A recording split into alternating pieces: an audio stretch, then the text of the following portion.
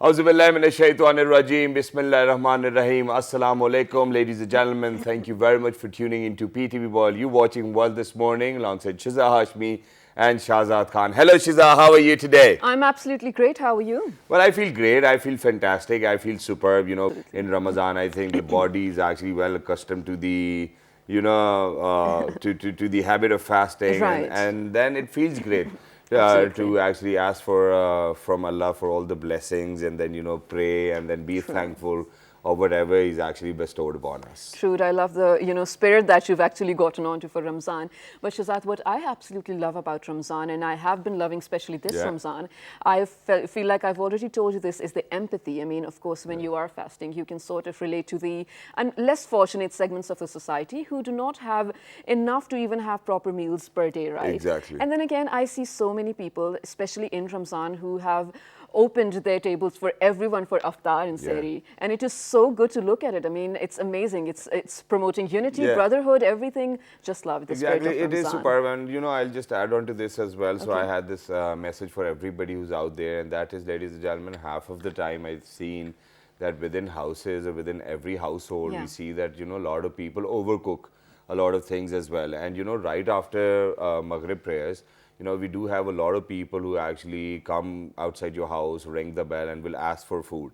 So if there's something and if there's somebody to attend to them, I think it'll be beautiful to actually give out or share with them the food which is extra, or the food which you think is not going to be eaten by anybody within the house as well. So I think just take out a minute, or if you think that is going to go to waste, it's wonderful that you take out a minute or two, go out on the streets and just share it with somebody else. I think that'll be great. Right, exactly. And I feel like Shazad's very good point. I mean, everyone can make this a part of their life as well, right? Yes. Because even my family, I can personally say this, we waste.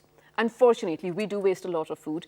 So what we realized was during iftar time, when there are sometimes excessive pakoras or even chaat and everything that we do make. So we sort of provide that to the people working at the watch guards and everyone working at the gate of our society, and even in the mosques and everything. I feel like you're just sharing love with them. Yeah, and Why I think not? that's great. But Shiza, there's one more thing which I wanted to ask, and that is that so whenever it's Ramadan, everybody wants to diet, everybody wants to lose weight. Yeah. So who in your house is actually on a diet and wants to lose weight? This is so funny. Oh my God, my mom is going to be so angry. But every time we tell her, I think you should go on a diet, just out of fun, she says, oh, it's Ramzan, it's almost there, so I'm just going to lose weight anyway because it's Ramzan. But that never happens. I mean, we just say it's Ramzan, we're going to eat less, but I feel like we eat even more. I mean, there's all sort of oily things that we're eating, so no one loses weight. But now, ladies and gentlemen, let's come down to what we'll be talking about with our Islamic scholar over here. So, let's talk, when we talk about Ramadan, obviously there are a lot of different things which happens to you. I mean, there are a lot of things which happens, or there are a lot of changes which your personality adopts to as well, which your, the character within your own self actually adopts to as well. And, there are these different teachings of our religion, beautiful teachings which we try to actually practice ourselves as well. Right. But we want to definitely talk about how Ramadan actually integrates into our daily life as well, and into our daily routines. So this is what we have picked up on, and to talk about this today, ladies and gentlemen, we have been joined with somebody who is actually a chartered accountant. This is something wonderful. This is something which I like about him.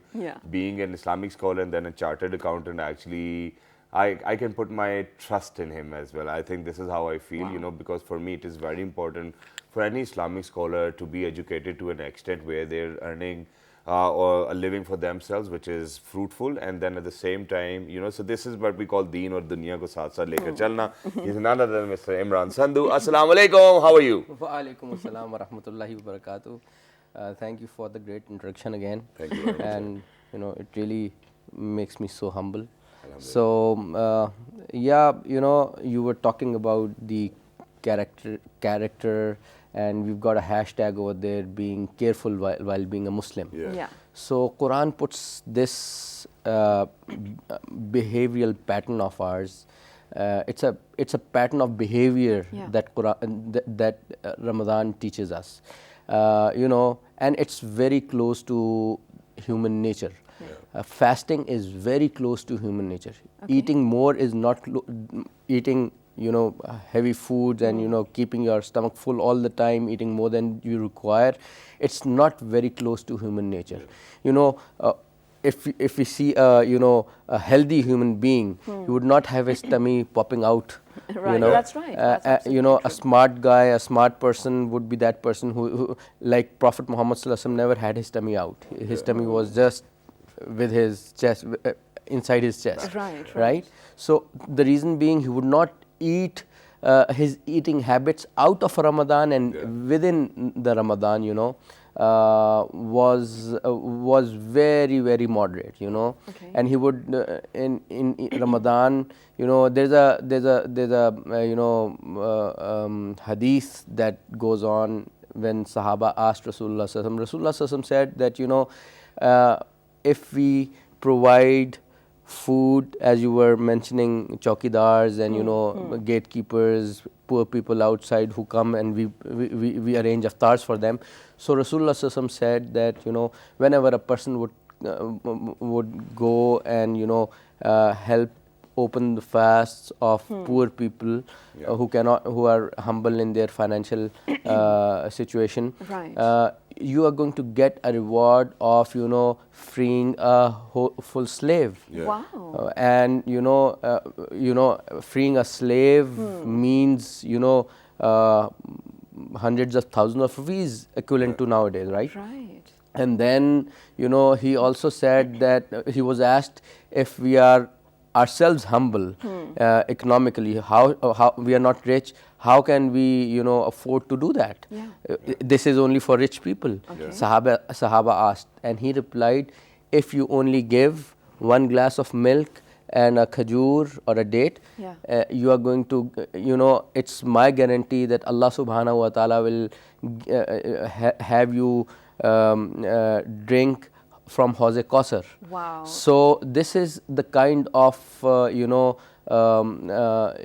kind of reward you are getting when you are having somebody open fast with you. And Sandhu Sahab, I feel like our religion is simple as that, right? Like you mentioned, you just have to help someone open their fast and you will be rewarded so much. It's us who, the people who are complicating it, right? Right. Since we are talking about how fasting and Ramzan is sort of part of human nature, I mean, there's a certain decorum I feel like the Creator wanted to teach the humankind with, telling them to fast. Because it's not only Muslims who have to fast. Every religion has to fast one way or the other, right? Right. Yeah, it's a pertinent question, I would say, and it's like human nature and Ramadan and fasting. They are very close to each other. How is that possible? Like Quran says, "A'udhu billahi minash shaitanir rajim. Ya ayyuhalladhina amanu kutiba alaykumus siyamu kama kutiba alal ladhina min qablikum la'allakum tattaqun." Now, if you go into this, ponder into this ayah, Allah subhanahu wa ta'ala is addressing the people of Iman, who have converted to Iman. Right. Iman is from Aman, who has been promised Aman, who is Aman inside, and Aman outside of the society, right? And Kutiba alaykumus siyamu, fasting has been made obligatory upon you. This is the second part. That is as it was made obligatory to the people before you. So it is, we should understand by pondering into it, like it is human nature. Fasting is human nature. From Adam to this person who is sitting in front of you, it is human nature. لَعَلَّكُمْ تَتَّقُونَ. Now this is the most important part. This is the reason why لَعَلَّكُمْ تَتَّقُونَ, so that you can bring in taqwa. So I can narrate you a small story. Sure, yes, please go ahead. Hazrat Abdullah Ibn Masud was asked by Hazrat Umar Ibn al-Khattab radiyallahu ta'ala anhuma. Both of these were great companions of Prophet. And he asked, what is taqwa? Okay. So, Mufassirul Quran, Abdullah Ibn Masud replied, what is taqwa? He asked Hazrat Umar, have you been on a passage that is very thin, with lots of thorns besides this package on both sides, how would you go through that passage? He would say, I would go like this, like I'm going to save my clothes, myself, my feet, my hands from it. I'll be very careful, and there you go. So he said this is the attitude that a muttaqi or a person with taqwa would have. Like now, how does Ramadan relates to taqwa? Now in Ramadan, you actually refrain from doing, from food that is halal. In normal days, drinking water that is halal. You refrain from many things that are halal. You don't go in normal days. So in Ramadan, when you refrain from these things out of Ramadan, it gives you a message. You have to refrain from other sins as well. It is a practice session for whole of the year. Like if you are refraining from halal things in Ramadan, it would become easier for you to refrain from haram things as well. Right, absolutely. Another thing that is quite necessary over here is what are the things that we must practice refraining from. Like at all levels, at the level of professionalism, at the level of governance in the government, we should refrain from bribery. We should refrain from abuse of power on the top level. These are things that are haram. We should refrain from lying. We should refrain from theft. We should refrain from bad attitude, backbiting, cheating. These are the things that one should refrain. And these are the thorns actually that come in your way while you are. So this is how it is very close to nature that Allah subhanahu wa ta'ala gives you an opportunity to practice taqwa. Exactly. Now, sir, I want to build up on that, and it might be a difficult one to answer. I'm sorry, but I'm saying that. Well, now, since you have mentioned that, fasting is a part of human nature, this is what you've said. Now, it's a longer debate, and it's a longer debate because, first of all, obviously we are supposed, as Muslims, we are supposed to, that we do not lie, we do not, we shouldn't be involved in robbery, we shouldn't be hurting anybody. There's something which we really need to do as Muslims and as Mu'mins as well. Now, when we talk about human nature and fasting being a part of it, why do we have to do it once a year if it's a part of human nature? Why don't we do it every day then? Oh my God. So, there is a situation whereby you go to gym. Why do you go to gym? Why do you go for exercise? To stay fit. So why don't you do it all the time? Because otherwise my body will be tired. You can't overdo things. So this is the answer to it. Ramadan is a month of exercise. It reminds you, it brings you back. If you've gone right and left from the path, it helps you focus during Ramadan. And when you look, when you focused on because eating is also part of nature. You like eating, you like eating tasty foods. Very much. One should not eat more than this. Medically, I'm saying, not from the Sharia point of view, but medically. So in Ramadan, what would you do? You refrain from eating. That is part of your nature. So sin is also a secondary nature, not the primary nature of human being, right? So what Ramadan helps you with is it pushes back your secondary nature and brings forth your primary nature of being good. Well, I think that was a wonderful answer as well. I'm overwhelmed with the answer. Well, that is absolutely true. But Sandhu Saab, towards the very end, I want you to build upon some of the characteristics that we were talking about that become a part of human nature while we're fasting. Some other things that you must shed light upon, because a lot of people out there are listening right now and learning from you. Look, as I said, like I'll just make things easier by giving you a small example. We train our kids. We give them education. Why do we give them education? For a better future? For a better future, one of the things. But so that they learn etiquettes. Absolutely. They learn the right attitudes, right?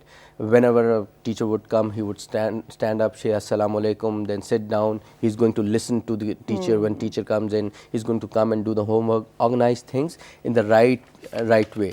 So there are two things that taqwa demands. One is etiquettes and the other thing is mannerism. Okay. So when these two things are learned at every level, that is taqwa. Nowadays we see that a person with beard or with a jubba, or going to the mosque, he is muttaqi.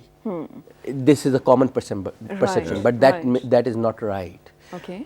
The thing is, the one who reflects upon the right attitude at the right situation, he is a person who is muttaqi. Like a person who is going through a passage, he must be careful. So the attitude that one learns from Ramadan is to be careful in every walk of life. For example, if I am a government servant, what is taqwa for me? All right, I have to Not being corrupt, probably. Yeah, not being corrupt, if I am a civil servant, I should come and meet people in the right proper way. I should do my job. I should not think that I am a king over here. I'm like like I should be giving services to people. This is taqwa when you are a public service, in public service. When you are businessman, giving taxes is taqwa. Giving the right amount of taxes to the government that we have promised through our constitution, that is taqwa. So taqwa, the actual word taqwa means the right attitude at the right place at the right time. Exactly. Wonderfully said and Very wonderfully beautifully wrapped up as well. Thank you very much, Imran sir, for being with us. It's always wonderful to have you. Yeah. And before, ladies and gentlemen, we head out towards a short break, there's this one thing which we wanted you to know, and that is that in the next show, we will definitely want to talk about all of those common myths we have related to fasting in Ramadan. For example, whether we can brush our teeth, whether bleeding will actually end up in not probably breaking your fast or something of that sort. So we'll jot down a few questions, and we're going to request our amazing people who are out there to, if you have any queries related to that, you can write to us on our Facebook fan page, which is with the name of World This Morning. So yeah, be prepared, because we're going to bomb you with these questions as well. So for all those people who are out there, ladies and gentlemen, we're heading out towards a short break, and when we guys are going to come back, we will definitely be talking about how to, still stay healthy while fasting, because when we started the show, Shazad, we were discussing, how a lot of people plan on dieting and losing weight during Ramadan, but that never happens. Why? We will find out. Stay tuned. Good morning.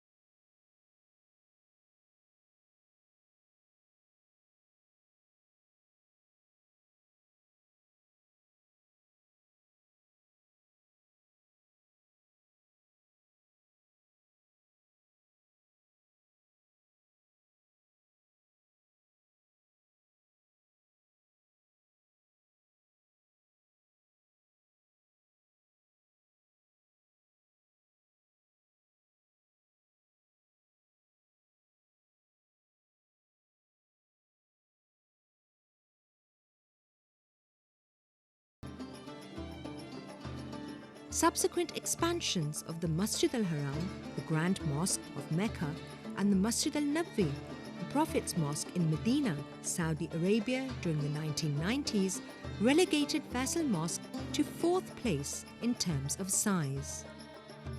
Architecture.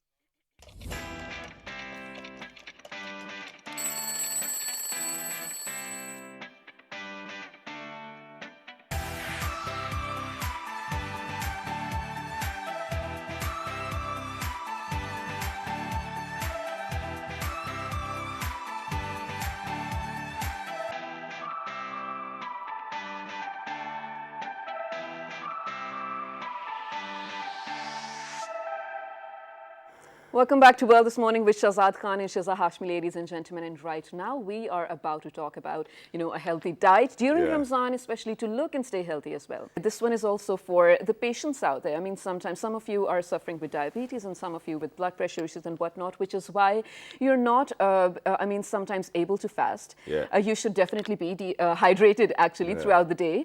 You cannot be because of the fasting. So this, a person over here right now who happens to be a nutritionist is going to tell you how we can manage that. So on my right hand side, ladies and gentlemen, we've been joined by someone who's been sort of regular on the show. She's been here before as well.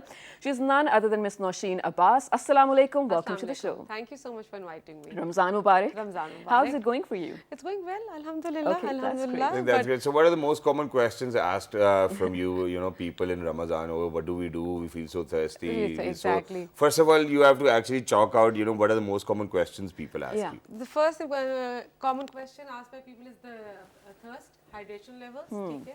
And then next, the thing is like, how can we maintain our weight while fasting? So the thing is, first thing first, water intake is very important. You have to maintain your water intake, and what we can do, as I always mention, that a daily intake of water should vary around from 10 to 12 glasses of water in summers. So what we can do, we can actually divide the water intake from the time of iftar till the seher, right?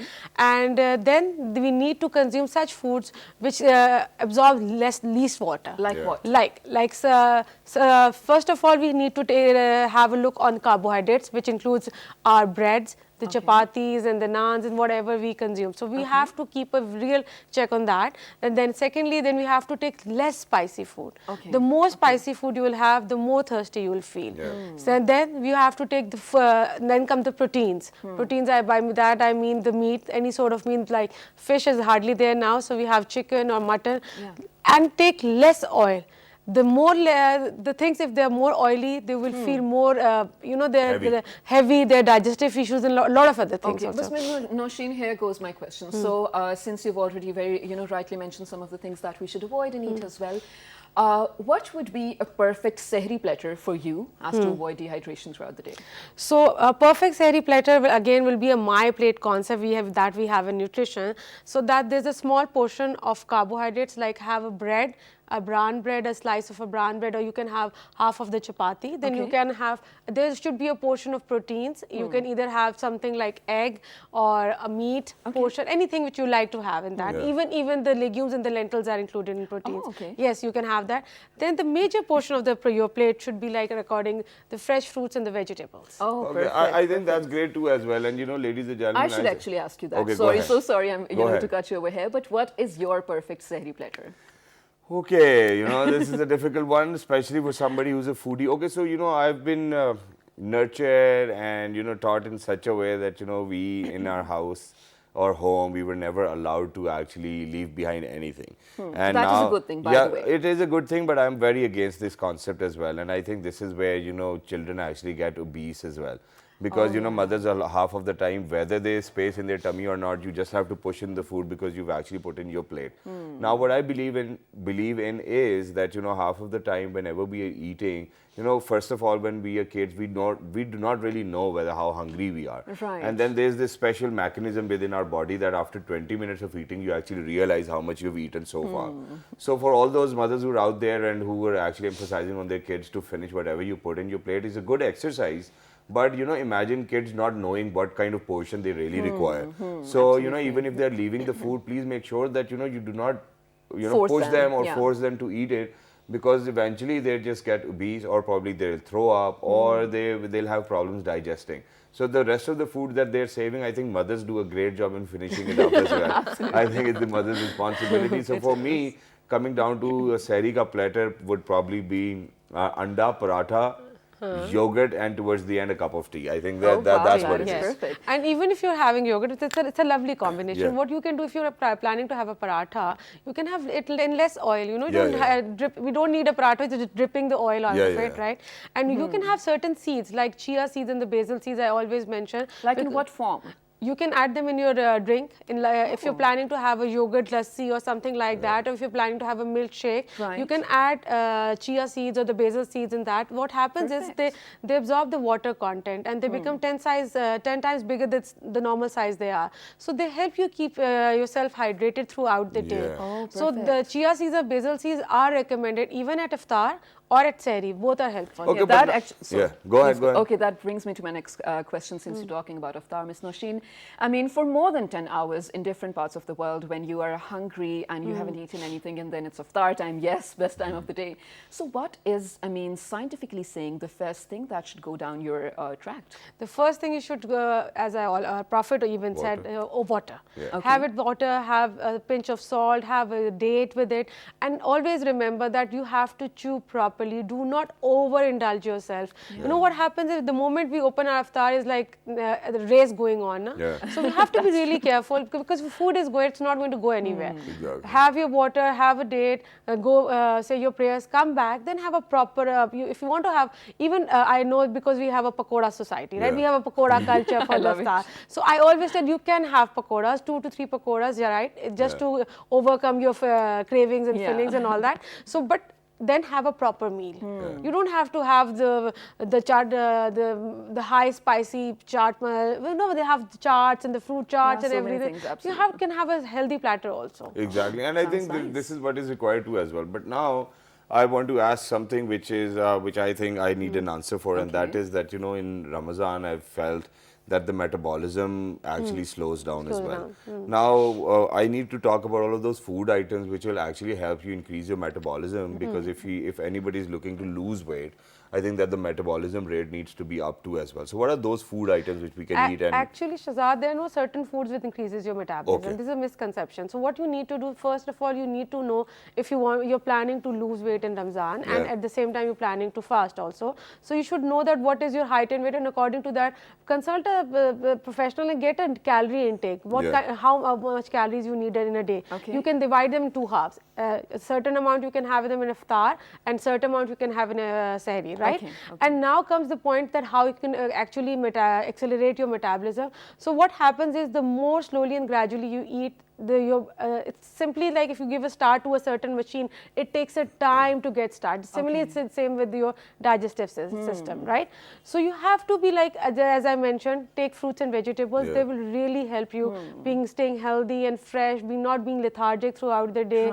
And in the morning, the sehri, you can have fruits like apple or something like that. These are certain fruits, and cabbage, broccoli. These are fruits, vegetables which will help you maintain your healthy diet and all that. Okay, but Ms. Nosheen, since you're a mother as well, I mean, you're saying amazing things. I mean, they already sound so scrumptious because probably we're fasting. But when you tell your kids, okay, you can go have an apple, or probably, okay, not pakore or chaat, you can have a fruit, isn't it boring for them? So for all the mothers out there who want to attract their, children to fast, which is a good thing to do, what should they be offering? Very interestingly, as now we've been raising our kids, and a time has been come that we've been well aware, as Shahzad mentioned, our mothers used to, push, finish it, you have to finish it. Yes. So now what I do, whatever they want to eat, and trust me, they're not into pakoras and samosas. Oh, lucky you. Yes, they rather want to have something like a steak or, anything which is not the typical, this is because I've been telling them, I've been training them, I've been raising them that way.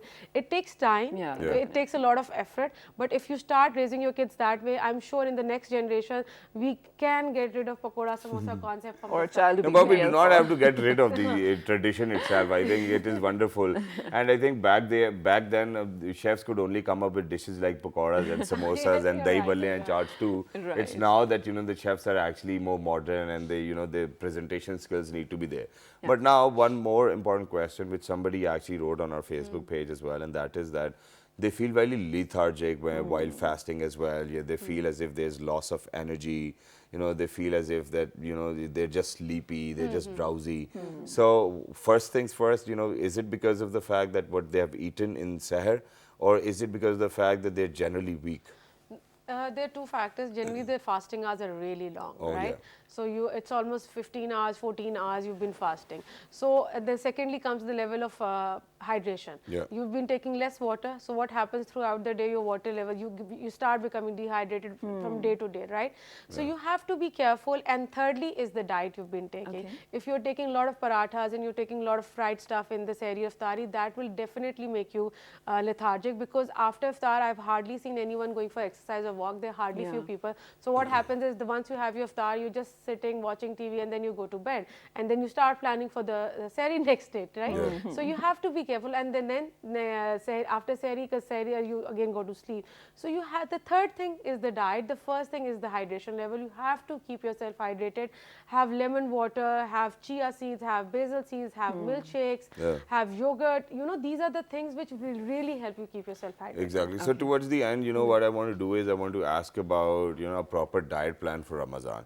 Even though that, we're towards the first Ashra, we are towards the end of the first Ashra. Yes. Yeah, but how do you think that we can actually plan the last two Ashras as well? So From Seher to Iftar. Let's start from Seher. Yeah. You can have a porridge. Okay. Porridge will have, you can have skim milk and add few nuts to it. So it becomes a full platter, and trust me, when you consume it, it's fulfilling and it gives you the energy. Yeah. Oats are something which gives you energy throughout the day. Okay. So then you can also have a bowl of fresh fruits. And if you want to have, because people who need, you can also have a 6-inch chapati with something like omelette, and you can add as many vegetables you want to. And with that, you can have anything like, if you're a coffee lover or a tea lover, because you have to make your system work, right? Yeah. So you can add that also. And water is again, you can, keep, the moment you get up for sehri, have 2 glasses of water. Yeah. So, by the time you're done with your sehri, you can have more water. And similarly for iftar. Before we move on to iftar, there's sort of a trend in Pakistani households, especially about iftari. The, curry or the salan that you make the night before, you use that for sehri. I absolutely love it. I absolutely love roti in all its forms. But the things that you've mentioned do not include any of that. I mean, so you're saying it's better to have a porridge or / cereal for sehri? Yes, and before you chapati also. Yeah. You can have chapati also. And before you answer, there's this one question for omelette. Shiza, and that is, what are all the other forms of chapati? Double roti? Probably. Okay. No, that is probably not what I meant. Meetha paratha? Meetha paratha. Yes, meetha. I love makai ki roti. Makai ki roti, yes. You can have, because you have to have energy throughout the day, right? Yeah. So I never tell my patients not to have chapati, because this is something wheat always gives you energy, right? So now comes the iftar. Yes. So iftar is like you have, the first thing I always try to have yogurt lassi. Okay. That's really Meathi hydrating. or namkeen? That's up to you. But if you're planning to have the sweet one, add less sugar. Okay. Add few seeds, like add basil seeds, so it becomes really yummy, right? Then then again, it depends if you want to have vegetables, if you want to have, or you can have all sorts of vegetables. You can have even cheese, the cottage cheese and the feta cheese. They are really good for health. Yeah, right. So these are certain things, and the typical khana, I do not ask my patients, do have curries, do have, because this is something which we need. Yeah. But just in the right amount. Yes, probably. right amount. You need to have your portion control. And very quickly, before we move on to iftar, and there's this one thing, so for all of those food items which you have told us to eat, okay, we'll definitely try to do that. But eventually what happens is that, after Seher, you offer your prayer and you go back to bed. So the digestion does not really take place while you're up. And, so when you wake up, in the morning, there's a little bit of indigestion, it is a little acidic as well, and then you feel nausea. How do we avoid that? Well, if there's severe acidity, of course, there are certain medicines for that. You have to take them. You can have Ryzec and omeprazole and Mucain and all that. Otherwise, the only thing we can avoid indigestion is through our diet, right? Okay. We can't claim that we can have parathas and will not have indigestion. Because we sleep, there's hard, I think sehri ends around 3. Very early. Very early, right, Hannah? So it's because it varies. We're going all over the country, so it varies. So we have to be careful in our diet. Okay, so can husk help? Yes, it does. No problem. Yes, it does. It does? Okay. Okay. Yes, has does. So since we were talking about drinks that we can, open our fast with, you mentioned lassi. It is a part of almost every Nimbu pani. table. Yes, I was coming to Nimbu that. pani, yes, Lemonade, water. yes. But some people actually, I've been to iftaris and everything, so they have soft drinks. To open their fast. I'll be very honest, and I'm guilty of this. My siblings and I, we love to have mint margaritas. So Mama makes lemonade, and then we add 7-Up and extra stuff to make that a mint margarita, More which is, I'm attractive. pretty sure, not healthy. So what should we be opting for? You can try to what it's again the lifestyle change. The more convinced you are, because it's you has to make the change. Right. Yeah. I just can't tell you to stop having because you know 7-Up or any fizzy drink having on we do know exactly adverse on an effects empty of it. stomach is not good for you. The first thing it does, it generates acidity, right? So you have to be really careful. But you crave for it when you're looking at it and you're fasting. You can have simple lemon water, no? Okay. Okay. And then we'll pretend it's exactly. Add mint to it. Add some sugar to it. Add make it more attractive rather than having a artificial carbonated drink. Right. Yeah. Okay, And for all those sense. people who are actually suffering from diabetes as well, I've seen them doing this. I don't know whether it's right or wrong, but we'll definitely ask the person who's actually able to answer all of these questions, the expert. And that is that what they do is that there's this common sentiment for people who actually inject insulin, and they're like, okay, eat whatever and then inject insulin. So is that right or is that wrong? No, this is wrong, because you have to know the exact, what you are doing, you are exhausting your pancreas. Yeah. Pancreas is something which produces insulin, right? And when there is then this is the most misconception and the wrong practice in our country. If you go somewhere and you're just trying to avoid something, the host either will say, no, have it, and you can have some extra units of insulin. So that's the wrong practice. You have to maintain. What will happen by end of the thing is you are putting more pressure on your pancreas. There's an organ which is getting continuously affected and damaged. And so you shouldn't that's be doing yes, that. you shouldn't be doing it. You can avoid it, make a practice, because there's nothing better than your good health. Okay. And then people with blood pressure? The blood pressure, then you have to be really careful with your salt intake and the oil intake. Okay. The fried stuff will directly impact their blood pressure. Okay.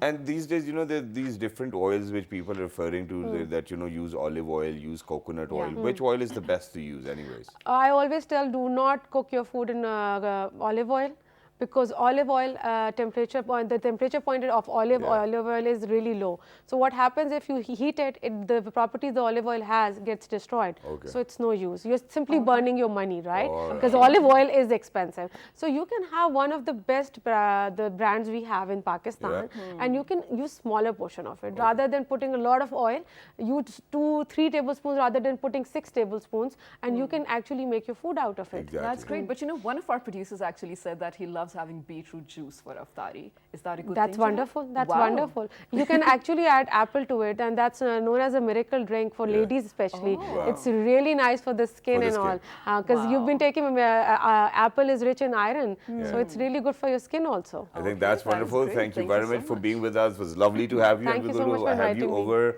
probably in the second Asha of Ramadan, so that we can Inshallah. actually talk about that all of those habits we have adopted because of you, eating habits, whether they brought about a change or not. Okay? So you'll be responsible then. Okay.